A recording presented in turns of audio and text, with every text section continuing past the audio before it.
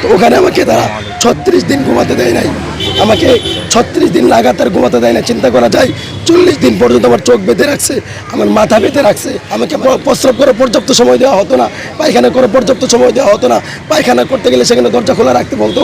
তারপর আমার পোশাক তারা খুলে নিয়েছিল, আমাকে পাগলের পোশাক রাখা হয়েছিল। ইলেকট্রিক শকের মাধ্যমে, ওখানে আর অনেক লোক আছে, ইলেকট্রিক শকের মাধ্যমে, গরম পানির মাধ্যমে, এরকম লাঠি পিটার মাধ্যমে, হাত প্লাস দিয়ে কোড়াই ফেলার মাধ্যমে, সুই ঢুকাই দেওয়ার মাধ্যমে, মানসিকভাবে বিভিন্নভাবে তারা টর্চার করত।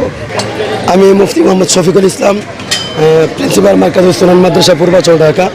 তো আমাকে গত জানুয়ারি 2022 সালের 13 জানুয়ারি রোজ বৃহস্পতিবার রাত 8:35 মোহাম্মদপুর কৃষি মার্কেটের সামনে থেকে আমাকে তুলে নিয়ে যায় সাদা পোশাকধারী লোকেরা, ডিবি পরিচয়ে তুলে নিয়ে যায়।